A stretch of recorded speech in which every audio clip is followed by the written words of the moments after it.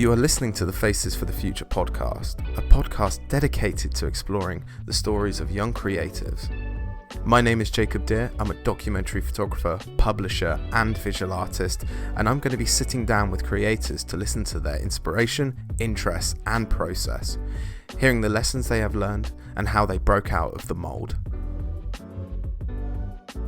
Good morning, good afternoon, and good evening, ladies and gentlemen. Welcome back to the Faces for the Future podcast, and welcome to episode 12. Episode 12. Smashing through these episodes, absolutely loving it. In this episode, I am joined by a very special guest. His name is Samuel Fradley. He is the owner of the Southwest Collective. If you guys know what that is, that's a photographic collective on Instagram. It's honestly some fantastic work goes there. Also, he is a documentary photographer and is working on a very interesting project called White Lady. But in this episode, we speak about his most recent project outside of White Lady called A Handshake with a Martian, how he feels towards certain aspects of photography, and how he can see the collective going forward. It's a really good episode. Please enjoy. I just bought the latest MacBook, so this is just the test of if it actually works properly. So yeah, good point. And to think about it, the microphones on MacBooks are like a pinhead. They're so small. Yeah. I mean, this year's version, I've had the 2015 one for the last 5 years, and this year's version is actually really, really good. But the only thing they haven't changed is the webcam's still the same, which I find so strange. Yeah. The thing with the webcams, because I'm recording this on the webcam as well, but I've got like a 2013 MacBook, so it's, the old silver beast MacBook. Yeah. I find with the webcams, if you light it right, if you got the right lights and set it up just right, it can look okay sometimes. To be fair, on Instagram, I didn't realise you were filming it on a MacBook when I was looking at it. It looked pretty sick. Thanks, man. Yeah, I spent, it must have been 2 days researching how to get the MacBook webcam to actually look somewhat decent. Because the other idea was just to connect a camera up and then it would just be this whole rig that I couldn't. It would just be a pain to be honest. That's mad. Yeah, that's crazy. How's things with you anyway? Yeah, good. Staying busy as we've all got to try to do, I suppose, at the moment. Working on projects here and there. So working on a little project called Lost Holiday at the moment. So that's kind of cool about the hometown. Yes. So started the podcast, which is taking up much more of my time than first anticipated. That's just it, isn't it? I've wanted to do stuff like that and video for the collective for ages, but I work full time. I can barely manage it as it is, let alone working and trying to have friends and a social life and whatever. It's always such a pain to balance everything. Yeah, definitely. And I'm quite lucky in the situation where I'm not working outside of the creative industry right now, so I'm able to sort of be okay and be able to do this at the moment. I suppose the lockdowns made that easier, but once everything goes back to some form of normality, a job is definitely on the cards, I think. Where are you based at the minute? Yeah, so at the moment I am living in Burnham-on-Sea, back with my parents, which is interesting to say the least after being away for nearly 2 years. Nice. So just North Somerset-ish sort of area. So typically, just as the coronavirus in Somerset seems to be spreading, which is scary as hell. Yeah. I had such to go into a little bit of it. The other day I was out with a friend, socially distanced, might I add.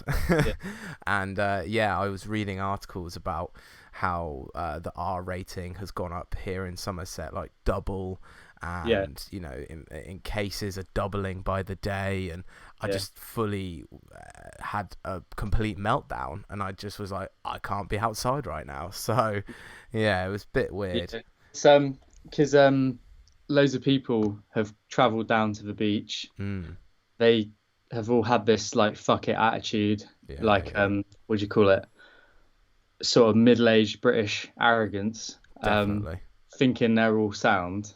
And it only takes one person, and Weston-super-Mare's prime example. It's retired elderly population. It's so easily transmitted and it'll be deadly there. Same where I live in Torbay. Um, that's like the problem. But the thing is, if you know it's in Western, people have come down to Devon, so it's going to be here now, and in Bristol. So the whole problem, the second peak that they're so scared of, is probably going to happen. Like they're just not seeing it. Yeah, definitely, especially down here in the southwest. We were, in the grand scheme of things, we weren't really affected hugely compared to other parts of the country when the air quotation peak happened. And now people are traveling down here, and I don't know about yourself, but especially here in Burnham-on-Sea, people that come here, they don't necessarily treat the town with much respect. And with that in mind, they also have that arrogance, I suppose, at a certain level, in that social distancing just immediately goes out the window as soon as you see the beach. It's much the same here. I mean, it hasn't been too bad here from what I've seen, but people are still very much like, I hate stereotypes, like whether it be photography or outside of photography, but like, fuck, there's so much truth to a stereotype. That's why they exist, isn't it? And it's like, my nan, for example, 80 something years old, and she's just like, I'm still going to go to Iceland or the shops when she shouldn't. Like, they just don't think it's going to affect them until it does. And that's the thing with Britain in history, is throughout history, Britain reacts too late to things because we think we're going to be all right. And it happens, and then we're not prepared. And like World War II, like even World War One to an extent. And there's all these historical patterns with our country. And it always, someone asked on the news, why does Britain always get caught with its trousers down? And like, it's so true. We see things happening in front of us. We saw Italy and we're like, okay, yeah, that's going to happen here. And the government were like, yeah, totally, man. 12 weeks in lockdown. We should still be in lockdown. Yeah, there's never been a time where I've actually wanted to live in either Wales or Scotland this much in my life.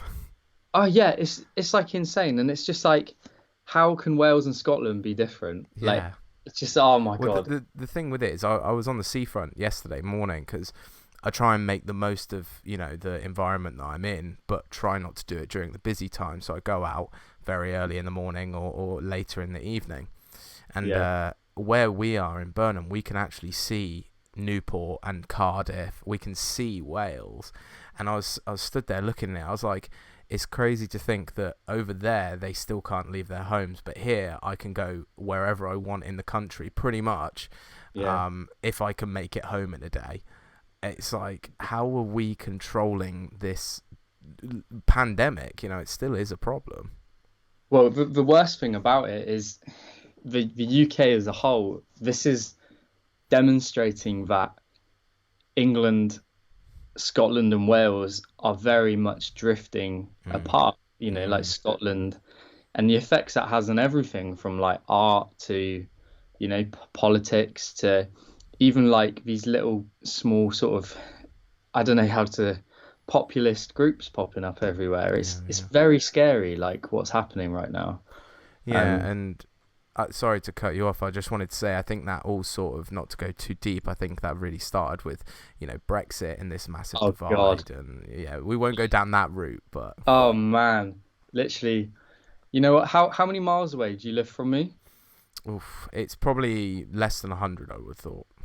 Well, how I drive up to you, that's 100. Yeah. We get in the car, we do another 150. Yeah. Stop off at a castle on the way, and then both decide that we've got a little bit of the flu. Yeah. But because it's okay for a government to do it, let's just pop along and do it too. I know, mate. My mum and my auntie, my auntie, bless her, went absolutely ballistic when she found out about this. She lives in near Henley, so the other side of the country, so closer to London and Oxford and the east side of the country, and she went absolutely mad about all of that. But I think it's one of those things, man. Speaking on that sort of divide between sort of Wales and Scotland and England, it's a bit concerning to think that it might only get worse.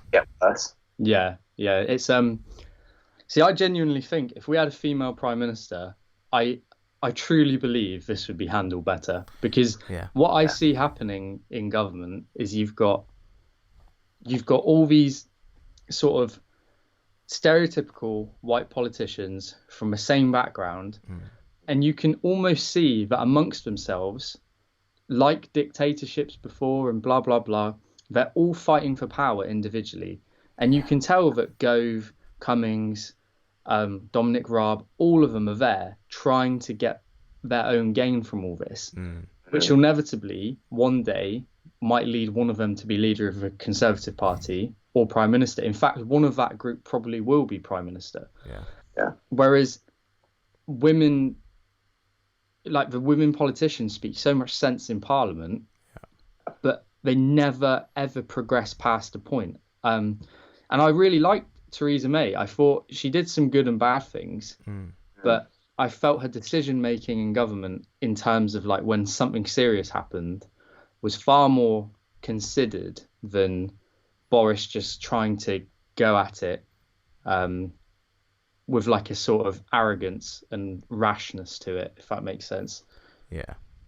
Yeah, no, definitely. And I think, for me, I look at, prime ministers such as the prime minister in New Zealand, and even Nicola Sturgeon in Scotland, and how they're handling the whole situation, and thinking like, Christ, what are we doing right now? But yeah, I think the thing with it, I don't know if yourself would agree, but being sort of a documentary photographer or somebody who's interested in investigation over a long period of time, this whole pandemic and looking into it, especially how we've handled it, coming from that background, I feel like I am able to understand it on a different level to, some of my friends potentially.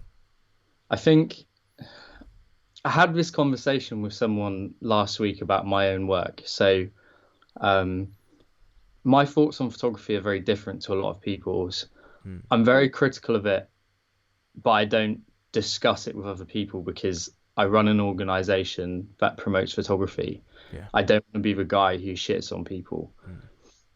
But in many senses with photography, and being a documentary photographer and studying things over a period of time, you begin to see a pattern emerging, in the sense both historical and in recent times. So coronavirus, for example, you can immediately take what we see now and go, okay, 1917 influenza pandemic, similarities are so obvious, but it seems, like similar mistakes are being made.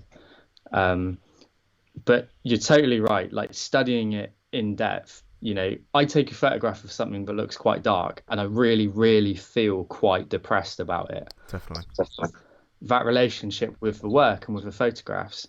But the problem I have specifically in my work as a photographer is the way I work, everything has a start, finish and end. I think we have a little bit of lag.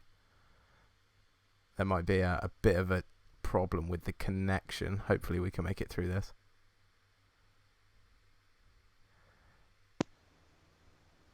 Can you hear me? Yeah, can you hear me? Yeah, just lost you for about 30 seconds. So if you go back to where you were saying about your connection with your work. Yeah, that's cool. Let's turn up. So my Wi-Fi does this thing where we'll be sound for like 20 minutes, then we'll have a 30-second blip, and then we'll be sound again for another 30. Perfect. We've got 20 minutes to go, so it's all good.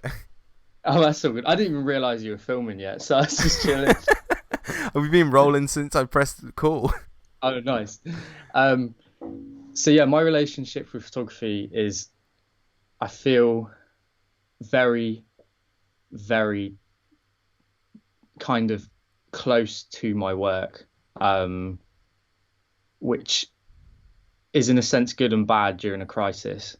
But it is difficult to convey how you feel, and conveying the situation unless you're photographing the immediate effect. So if I'm taking a landscape at nighttime, it's hard to relate that to people on my front line in a hospital in a face mask. But it is documentary photography. Yeah, it's a weird one. I actually would say I approach more of a slow journalism category now.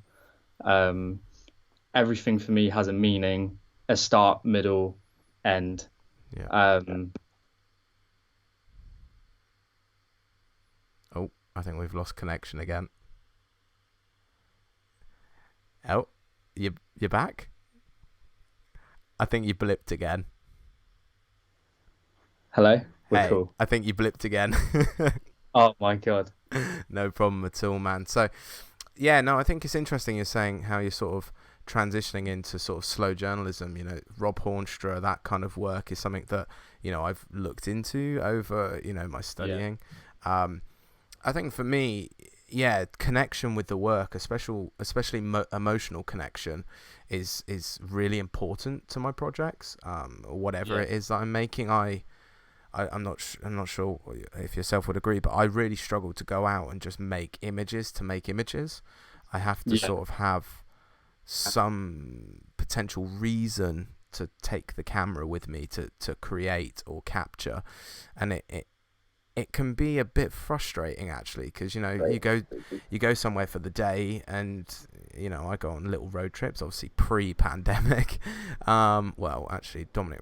Anyways, and I'll take a camera with me. I'll take pictures around a city, for example. Come home and look at them and go, well, why did I do that? What's the purpose? What's the story I'm telling? And you become almost ultra critical of what you're making, and it can create, I've found, a bit of a barrier sometimes, because I just want to make images for fun some days and I can't. It's really strange. Yeah. Oh, potentially another blip. He's still there. It's coming up.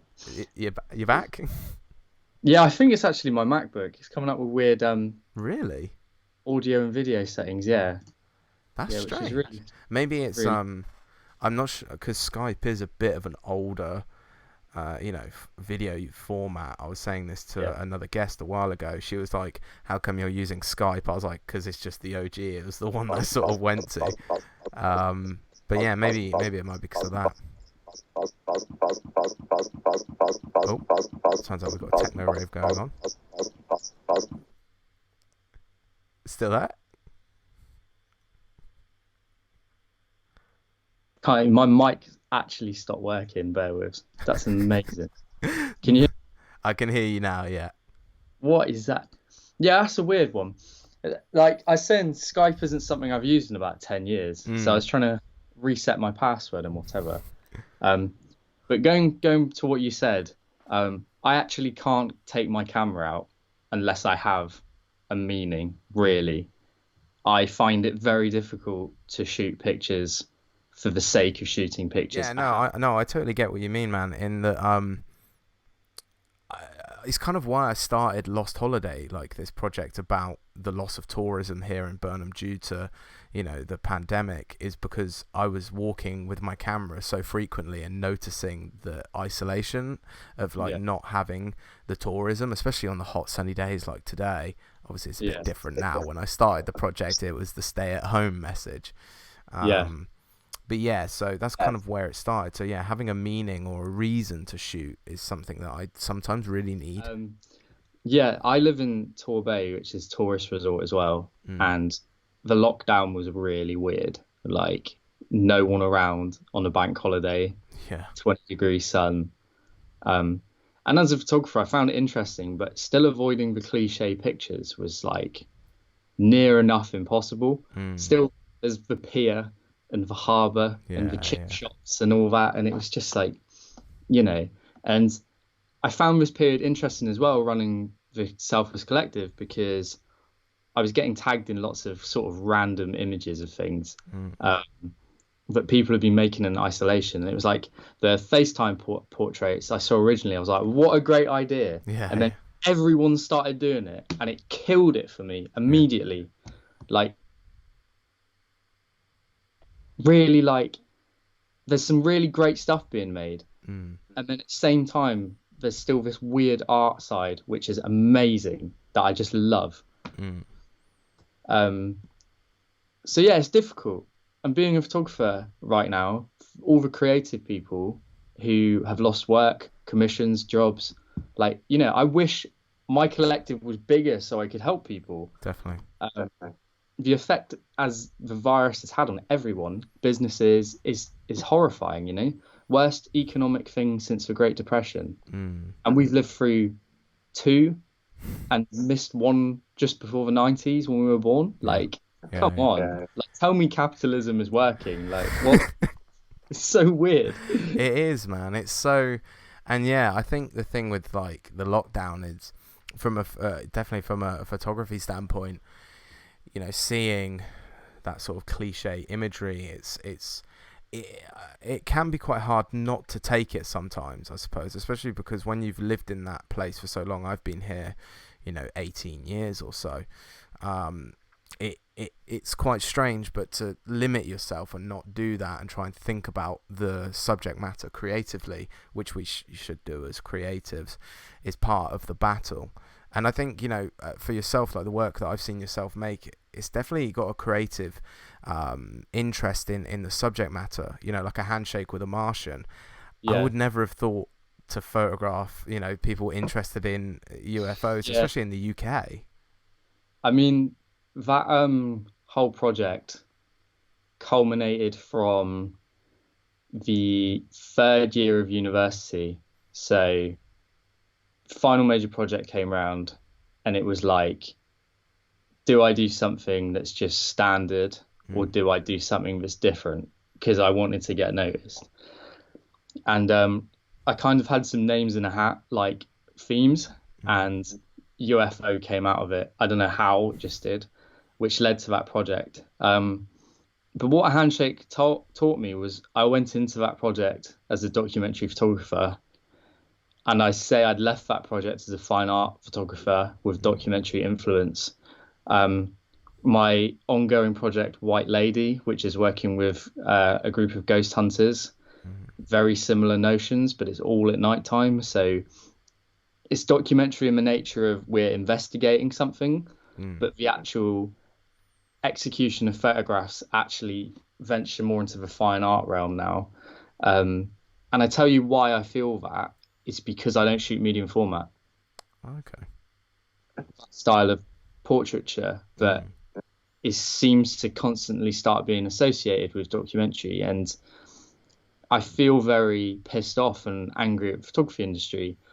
There's a very consistent published discourse of images. And I always say to students when I'm doing portfolio reviews, I'm like, your work looks great, but you have other choices and you have other mediums. And most importantly, if you're shooting film, you're shooting film for a reason. You don't shoot film to go on Lightroom and edit it afterwards. You shoot film because of the film, right? Yeah. So go for other types of film. Like Kodak Portrait is the most widely shot film, both 35 and medium format in the world. And I know that because I sell it and I buy it, and it's ridiculously expensive to buy and sell as a company. Yeah. And around the middle of last year, I'd just shot the second part of Handshake with a Martian. So I did the graduate section, degree section, and I shot a new section last year where I met the man who witnessed the UFO. So he was the highest American ranking colonel on the night of the main segment of the book, which happened in Suffolk. And I shot all my portraits digitally and whatever. And I was just like, I'm so glad I didn't shoot this film, because this would not look any different to what other people are doing. And don't get me wrong, I love the medium format look. I love it. I love the look of the portraits and the detail and the colours and the grain. It's sick. Yeah. I love opening like BJP and seeing these beautiful images, but it's not raw. When you're shooting film like that, I feel like that slowness to take that portrait is not raw and authentic. Okay. So when you're shooting film and you've got 12 shots on a roll, right, that's cost you 30-40 quid for a box of 5 rolls, you're very conscious of the cost of shooting. So therefore your pictures, you're going to be not necessarily more considered, but more sort of intervened when you're taking it. So for a portrait on medium format, I know I'd do it myself is I'd direct more. I'd be like, just, how far distance am I? Stand like this, stand at this corner. Whereas digital, I can be in an area of 100 meters in a forest, right, where the light's changing every 5 seconds. And I can be like, stand over here. I change distance, go closer to his face. And because also the most important thing working with models, I'm not working with it's an arranged for me to photograph, but these are not photogenic people in the sense that they go on Instagram and have a selfie taken.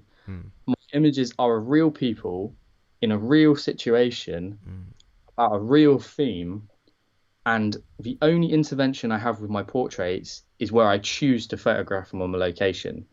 And then I say, okay, can you just slightly look up at me or look at the camera or just look behind me? That's the only interference I have with my portraits. And so much so that at university, I was told I'm not a portrait photographer. Flat out. They're like, it's cool, you're not a portrait photographer. Which is why last year I put so much effort on taking portraits in the work. And I proved it to myself because I was in Portrait of Britain last year, which I never thought I would even get in because, I've been tutored by like Robert Darch, people like that who constantly are taking good portraits. So to be able to even be involved in that is a huge confidence booster for me. And when you spend so much time, like I do, looking at other people's work now, to actually go away and think about your own project is like actually quite a lot of effort, and you forget what goes into a project. Yeah, definitely. And the amount of research and background you have to do on subject matters and whatever it might be, it's quite incredible. When I was working on sort of Treasure Island, the project about the steelworks in Port Talbot, there was a solid sort of 2.5 months of research gone into that before I even touched down with the camera, and that gave me the confidence to sort of know what I wanted to document. No, that's really interesting. Like that sort of whole segue in the sort of sense of looking at medium format film and especially portrait. I think there is definitely a level of what's the word? Pressure, I would say, for especially fresh graduates or studying photographers to shoot medium format in a very specific manner. I mean, don't get me wrong. I don't have a problem with it at all. It's not a personal thing. It's like I feel as if I was graduating now and this is all I'm seeing, it's the same concept mentally as when you see these fit models promoting fitness stuff. There is this overriding sense of this is how it should look. Definitely. When, yes, there's a professional look commercially, but I interviewed Felicity McCabe and said, why would you do commissioned work that is not the work you enjoy doing? Her agent for her agency finds that balance and works with her to find commissions that suit her and her style. So her commercial work is her personal work and she loves it. And she shoots film, but her style is her style. Like, it's indistinguishable from anyone else's. Definitely. I think. Sorry. I was just going to say, going back to my stuff quickly, is the problem I had with people and why film wouldn't work for me as well is when you're photographing niche groups, and this is one for any students watching, it is so difficult to keep them on side with you when they don't trust you because they think you are a journalist. So when you're managing projects like UFOs, ghosts, groups of people dogging, all these groups that are very on the edge of society and the ones who always have some sort of controversy or battle, you've got to keep them on side constantly. That means while the project's ongoing, you've got to talk to them. Yeah. During, you got to talk to them. Even when it's finished, you got to keep in contact with them. Yeah. It's pleasing people as well and gaining trust of people. And that's why I find film's either a pro or a con, because people are interested in the way you're shooting. They're like, oh, cool, you're shooting film. And then you're like, oh, yeah, can I take your photo? Yeah. Or not. So, yeah, sorry, I just wanted to add that. No, of course. And I think that's really interesting, saying about the edges of society. Obviously your work is very much about certain aspects of that, and we'll circle back to that.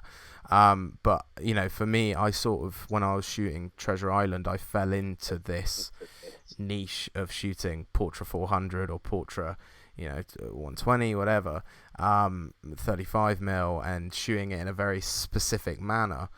And I caught myself like one time I was in Port Talbot. I was doing some landscapes from the top of a hill. Yeah. And I was shooting with it, and I was like, why am I shooting with this film in this situation? I've seen this 100 times.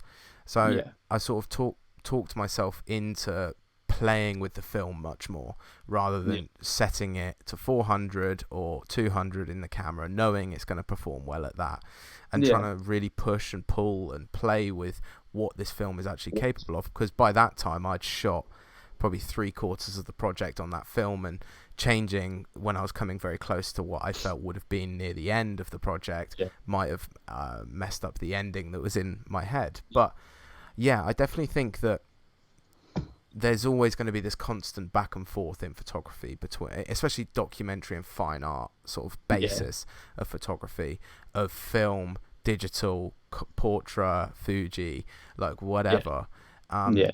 You've got to remember as well, it's see, my thing with film, my problem is if you choose to shoot it, there's hundreds of films to use, so why do you stick to one film?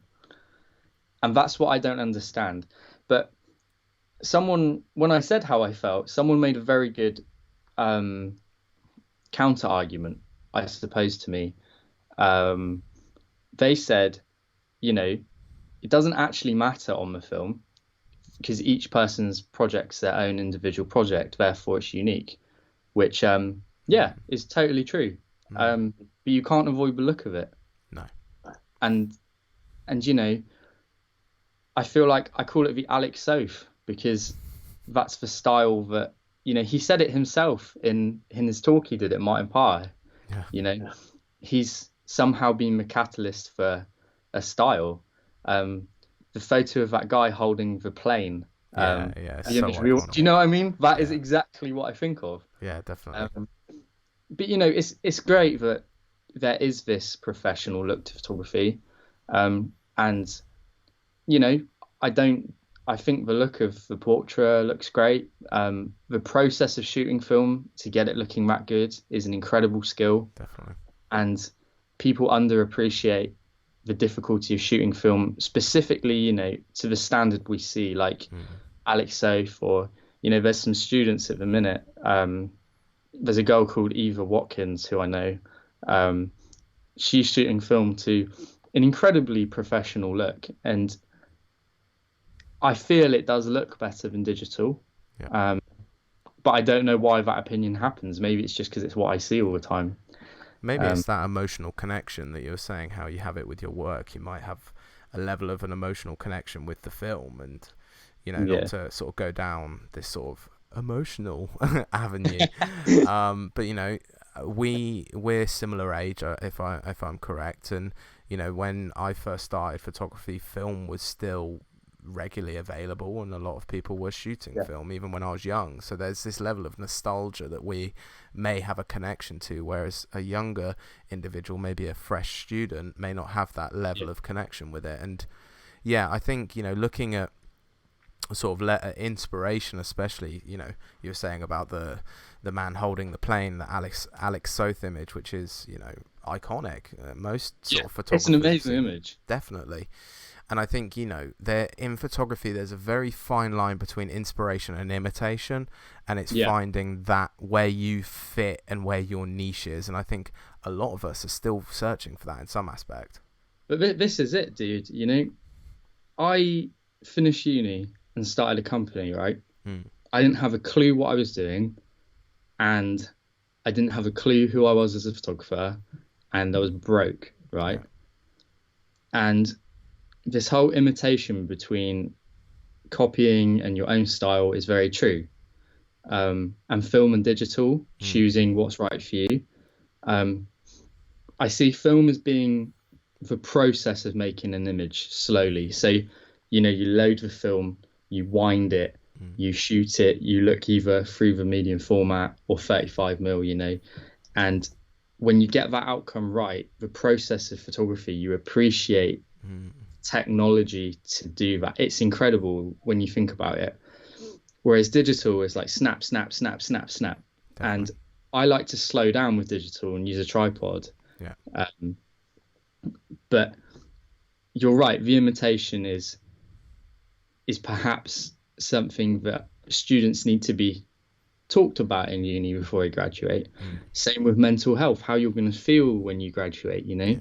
There was nothing in uni for me when it says when you're going to graduate, you know, your work that you think is really good and that other people think are good actually might not be as good as you're told it is. Yeah.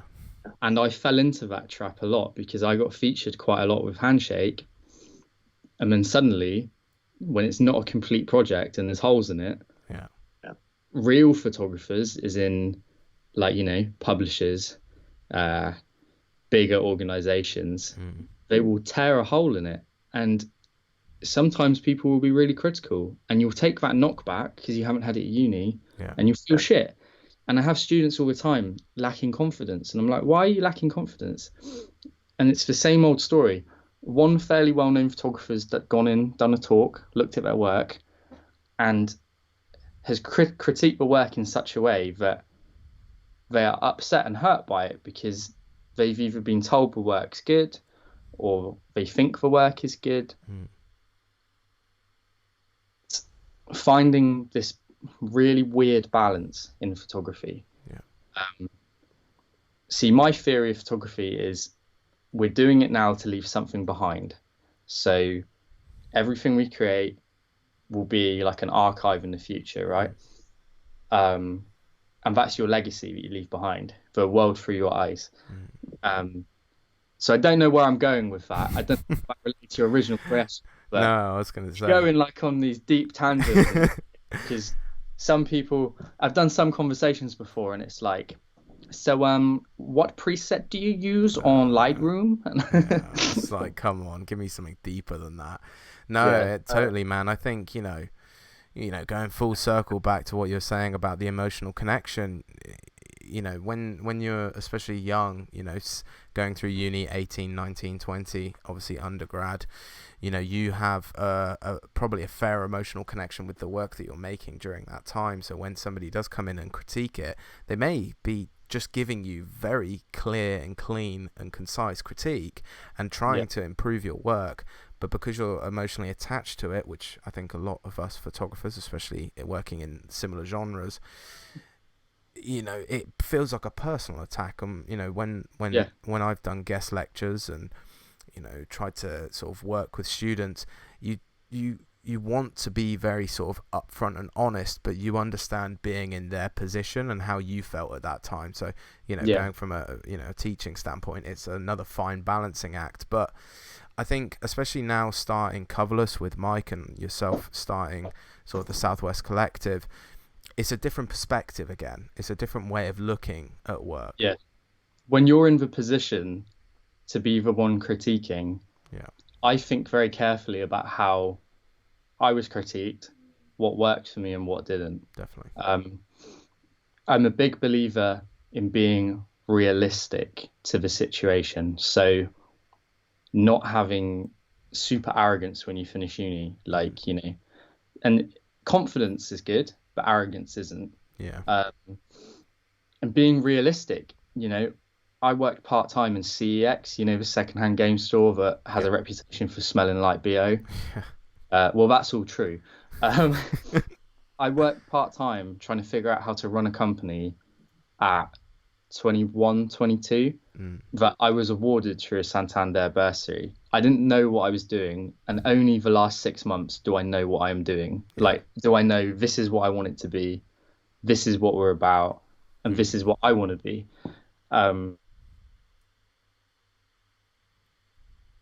4,000 followers today, like in 2 years. So the brand is growing, and I'm happy with that. But being realistic is so important, because you cannot expect to finish uni and make money from it, especially if your course is like mine was documentary orientated. I photographed a wedding. I didn't know how to use a flash gun. What am I supposed to do? I winged the entire thing, and it was awful, and I felt so uncomfortable. And even now, my commercial work is just all kind of winging it on the go. There's never a sense of planning when I go to do a wedding. I'm just like, okay, cool, don't miss the kiss, job done. Get paid. Yeah, and there's no harm in working a part-time job, even if it's crap. 100%. I'm very fortunate now that I work in a job within a marketing team. I still get to be a photographer. I still get to do all these things that's photography related, and I get a full-time wage to go with it. And I managed to buy my new MacBook, gear.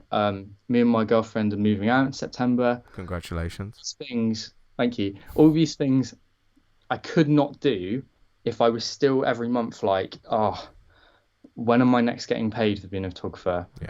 How much money am I going to get next month? When's the next commission coming? And I really don't believe that's the right way to live as an artist. Is it Richard Branson or someone said, if you want to make it in life, you need streams of income up to 6 or 7. So far, I have 4. So it's like freelance work, some other side stuff that's not even photography related. It's just like data entry. And then hopefully by the end of this year, the company as well. So being realistic is important. And the part-time jobs I've done, CEX, right? Imagine graduating uni, doing this really good project, and you're selling secondhand DVDs that are covered in dust. But what I learned in CEX was how to merchandise, how to sell secondhand goods, how things should be cleaned and assessed to know they're good to sell, the laws around secondhand products. All those things that I took, put into my own company, sell secondhand cameras. And then the job I have now in marketing, everything I learn about marketing, how do we launch a new brand?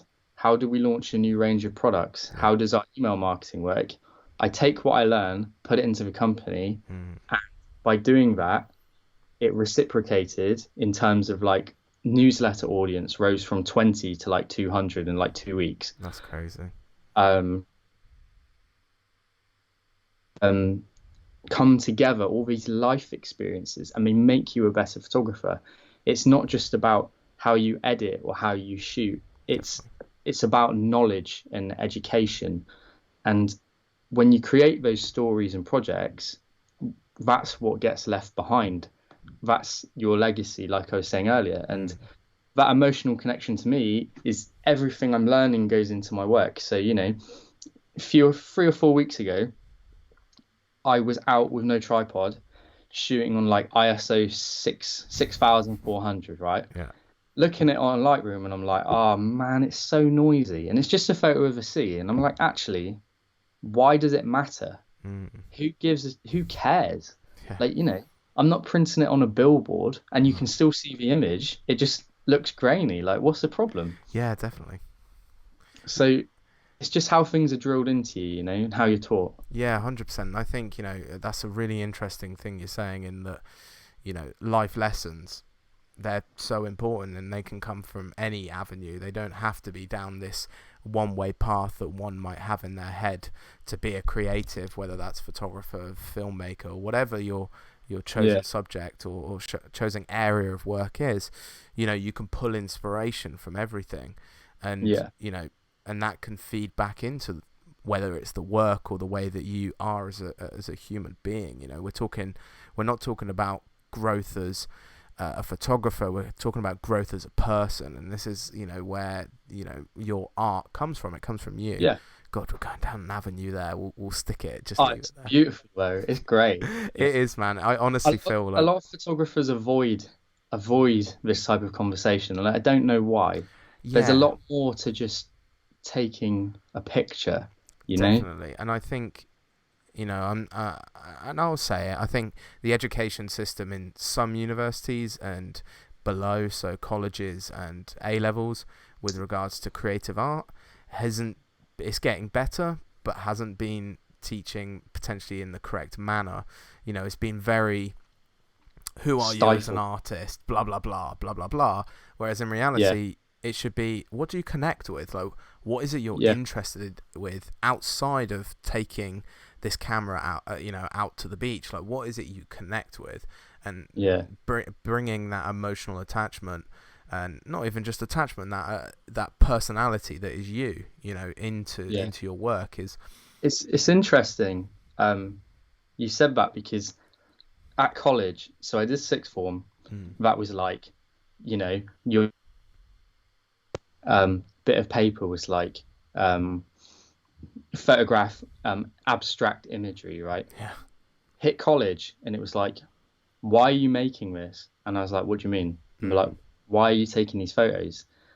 And that then carries over to uni, but there still seems to be a bit of, I understand in first and second year you try different things at uni, right? definitely. Third year, I wasn't a fan of being assigned still briefs to a theme. Mm, I just wanted to go out and do my own ideas. And that only happened in the last module, which is where Handshake culminated from. Um, but yeah, going to what you're saying, it is a case of like, what's the meaning behind what you're doing, and what's the point? What mm, did you set out to do? mm, mm. Um, Yeah, and I think it runs deeper than just fine art or documentary photography. It runs deeper than that. It can be in all genres. You can be interested in, much more commercial work. You should yeah, still have that connection, and it should still be part of you. And I think, especially at an undergrad level, BA, it's a tricky. I suppose it's a tricky thing to weave into actually, the teaching format, whereas at a yeah, master's, it is completely open. When I did my master's, I remember, because I was still in this mindset of undergrad, my brief is XYZ. My yeah, first brief on my master's was like, respond to this. That yeah. was it. That's like, See, I haven't got to my master's yet, but that's mm, part of the reason I want to do my master's is mm, I'd like to teach in the future. mm, Because I love talking to students about their work. I prefer it to talking about my own work any day. honestly, Um, same. um, but it is a freedom of expression that we take for granted as artists. Mm, You see what happens in China and Russia and Iran, yeah. and I'm not pointing it at them because it's the common enemy as Mm, such, mm, as seen in the West, but it's the reality. Hong Kong bookseller speaks out, goes missing for 2 months, yeah. and people don't realize what we have as artists. We have voices, Mm, and you can already see the writings on the wall for the next Cold War with China, and that mm, mm. this world is going to change again. And you see what's happening here with sorry, Boris and Almost said Brexit. Trump. Yeah, but you see what's happening in America with Trump. The traditional balance of power is shifting Yeah. into the future. It's going to be up to us to document this world as it changes, right? Definitely. Um, and it's just being realistic as a Mm, student, as an artist. You've mm. got to make money to live. And this is why I caved. I was like, do you know what? Featuring artists, as great as it is, doesn't make me any money. Yeah. Yeah. Yeah. Yeah. Yeah. You You have know, to. You have to be so real with yourself as an artist, and I think I'm going through that stage now with, finishing my masters. It was kind of this like, cool, I've got this qualification that puts yeah, me above some people in paperwork. yeah, Where am I going? Like, what am I doing? And exactly.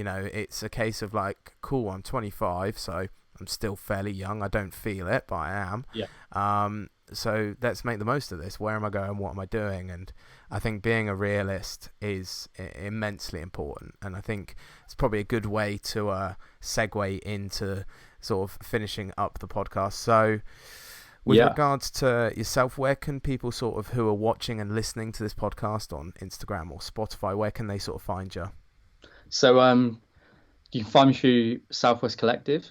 For those of you who don't know who are watching, that's my company. We're a photography and art-based organisation. We do features, interviews, but we're predominantly moving towards retail outlets, so film cameras, camera straps, film, etc., which is going to be growing in the next few months, and we may even have a rebrand and a name change, which will be interesting. I'm looking forward to that. And I have Instagram. Just type in Samuel Fradley and you'll find it. And my website is samuelfradley.com for all things UFO and ghostly and a bit weird if you're feeling bored during quarantine and lockdown. If you're in Wales and Scotland, of course. If you're in England, just come down the beach and I'll be there. Yeah, go down to Torby. It's all good. Yeah. No, perfect, man. Well, also, just a quick note before we wrap up. I just wanted to say, with yourself and the Southwest Collective, I saw in, I think it was a written interview potentially, how you were saying you would like to start sort of an institution. Honestly, all for it, man. Anything I can do to help, whether that's, promoting or putting a voice of any kind, I'm so behind having an institute that isn't a university to help shoot photographers. So that's why I started it. When I got the Santander Award to start it, I couldn't even have it classed as an institution. HMRC wouldn't let me. So in the art world better, and in the sense that this is not corporate run. I am just like you on the other side of the computer. You're just like me. Every student and graduate is just like me, and this sense of professionality, but still realism and amateurism as well. I'm not a corporate businessman. I'm not even like I'm at the bottom of a middle class background. I'm not, everything I've done is paid for from working for it. It's not given to me. So I understand how artists feel, and I just want to make a company that's honest to artists and can pay me along the way, basically. So yeah, we'll have to see what happens. 100%, man. Definitely, and honestly, all for it. But yeah, thank you ever so much for coming on, man, and having a good chat. Once this lockdown's over, we will definitely do this in person again. Yeah, no, we should do some stuff more often. It'll be good. 100%. I'm happy to share it on the collective Instagram as well. That would be great. That would be perfect, man. Thank you. And vice versa, if there's anything we can do from myself personally or through Coverless, whatever it might be, please feel free to reach out. Yeah, nice one, man. We'll have to do more in the future when we can legally meet and not be 2 meters apart. Technically speaking, we could do one outside. I mean, technically, we could do one in a car on a trip to Durham Castle. So that's cool. My elderly relatives will be in the back seat, don't worry. Anyways, yeah, I'll make sure the hospital patients are there as well. Yeah, we'll cover all aspects. Yeah. Cool, man. Well, look, take care, and I wish you the best with everything with the collective and your personal work as well. And you, dude. Hope it all goes all right. Cheers, man. So that is it for episode 12 of the Faces for the Future podcast. I want to send an absolutely massive thank you out to Samuel for being on this episode and sharing such interesting insights into not only his work, the collective, and how he feels about the different aspects of photography and also being a student. I still can't believe we're at episode 12. This podcast has been an absolute amazing journey so far, and getting to speak with all these creatives and seeing and listening and just hearing their perspective on especially how the world is right now has been truly eye-opening, and I hope it has been for you guys as well. So there's only one thing left to do, and that is to thank you guys for listening to episode 12 and also enjoying every episode so far of the podcast. If you guys could give Sam a follow on Instagram, on the Southwest Collective, and also his personal Instagram, which are linked down below, And whilst you're over on Instagram, if you could follow us as well at FFTF Podcast, it'll be hugely appreciated. Also, if you could like and share this podcast, that would be pretty awesome as well. Not going to lie. But episode 13 is around the corner, and I cannot wait to share that story with you as well. So we'll be back very soon.